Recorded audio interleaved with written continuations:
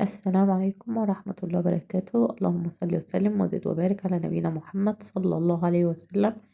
معانا النهاردة في قناة أهديك وصفة مع أم يحيى كيكة التايجر أو كيكة الرخامية. هتعجبكم جدا جدا لأنها خفيفة وحلوة قوي بتدوب في البق.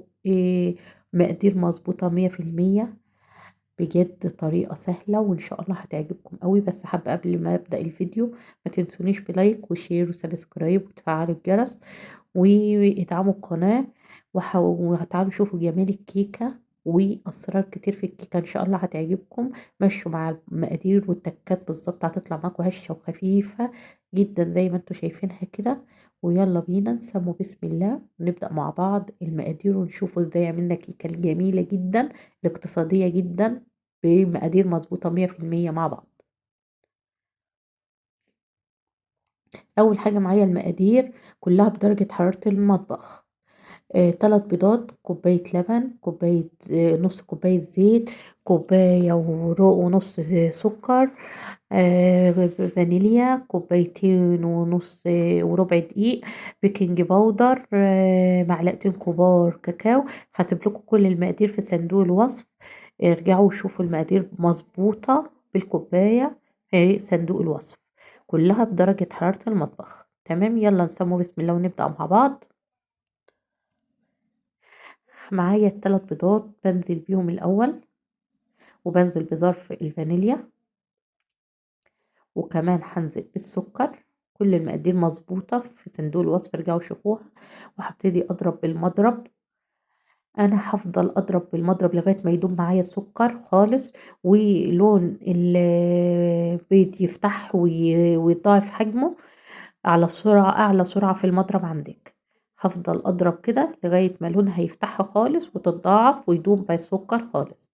تمام، زي ما احنا شايفين كده بالظبط. شايفين اللون فاتح ازاي؟ بضرب لغاية ما اتأكد من ان السكر حبيبات السكر كلها دايبة وبعدين انزل بكوباية اللبن واضرب لغاية ما اتأكد ان اللبن امتزج بالبيض والسكر والفانيليا كويس قوي كده. وبعدين انزل بيه نص كوباية الزيت. كل المقادير مظبوطة هتلاقوها في صندوق الوصف ارجعوا وشوفوا المقادير. وهضرب لغاية ما اتأكد ان الزيت امتزج بكل المكونات. وبعدين هنزل بيه الدقيق وانخله حتى لو نخلاه قبل التصوير بنخله وهو نازل عشان يبقى خفيف جدا واتأكد ان مفيهوش اي تكتلات زي ما احنا شايفين كده. وهنزل بظرف من البيكنج باودر وهنخله هو كمان عشان اتاكد ان مفيش اي تكتلات خالص. وابتدي اضرب وذرة الملح اوعوا تنسوها في الحلويات بتاعتنا. وهبتدي اضرب بالمضرب على اقل سرعة عندي. اقل سرعة زي ما احنا شايفين كده. ولازم اتأكد ان كل المواد الجافة اندمجت كويس قوي مع بعض. فبضرب على اقل سرعة بس بتأكد ان كل المكونات الجافة امتزجت. بمجرد ان كل المكونات الجافة تمتزج كويس قوي بوقف ضرب على طول بالشكل ده. انا كده اتأكدت ان كل المكونات الجافة امتزجت. هاخد ربع المقدار من الخليط اللي بالفانيليا، الربع او اقل من الربع زي ما تحبي. وبنزل بمعلقتين كاكاو خام ولازم انخلهم عشان اتاكد ان ما فيهمش اي تكتلات حتى لو نخلهم قبل التصوير. بس شايفين لازم انخل لان التكتلات بتاعه الكاكاو ممكن تتكتل معايا. فلازم اتاكد ان ما فيش اي تكتلات خالص. مهم قوي التكات البسيطه قوي دي بتفرق جدا زي ما احنا شايفين كده. هبتدي اضرب كمان بمضرب السلك كده الخليط امزجه. وطبعا هضيف معلقتين من الحليب. ليه معلقتين من الحليب؟ عشان يبقى القوام خفيف زي قوام الفانيليا بالظبط. لو ما حطيتش معلقتين الحليب هيبقى قوام تقيل كاكاو مقدار الجزء بتاع الكاكاو تقيل. حتة الكيكة بتاعت الكاكاو تقيلة عن الكيكة اللي بالفانيليا. معايا قارب هدخله الفرن بدهنه بزيت خفيف. استعملي القارب اللي انت بتفضلي ألمونياتي فلأي قارب. وهفضي كل كمية الفانيليا. شايفين القوام لازم يبقى بالشكل ده. تمام. والقوام خفيف كده حلو. وهنزل دلوقتي بمقدار الكاكاو. هنزل بطريقة عشوائية. عايزة تنزلي بأي طريقة معينة ترسميها بطريقتك. تقللي مقدار الكاكاو تزوديه أكتر من كده براحتك قوي. أنا عاملة حوالي ربع المقدار وبنزل بطريقة عشوائية خالص كده بالشكل اللي احنا شايفينه كده مع بعض.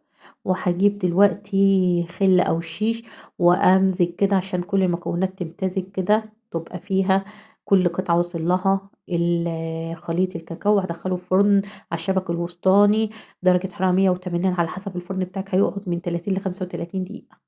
بعد ما طلع شايفين الجمال، تحفة، ريحتها خطيرة بجد خطيرة.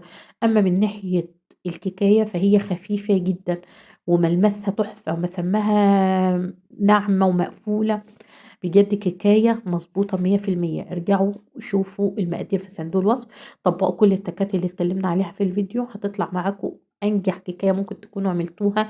وكيكه حلوه قوي هيتعجب الاطفال والاولاد جدا. ممكن ياخدوها في اللانش بوكس في المدرسه، ممكن يفطروا الصبح بيها مع كوبايه شاي بلبن، ممكن يتعشوا بيها بالليل كعشاء خفيف. بصوا، مسام مقفوله، مسام صغيره قوي، ناعمه خفيفه. بصوا لسه طالعه من الفرن خفيفه قوي. بصوا الكاكاو، طبعا نوع الكاكاو مهم قوي، لازم يكون نوع ممتاز من الكاكاو تستعمليه في الوصفة عشان يديك الطعم واللون الجميل للكاكاو ده. بصوا حلوة جدا جدا. أتمنى النهاردة يكون الفيديو عجبكم، أتمنى تدعموا القناة بالنشر الطاقة الإيجابية باللايك والشير والتعليق الجميل الظريف منكم. أشوفكم على خير حبايبي، السلام عليكم ورحمة الله وبركاته.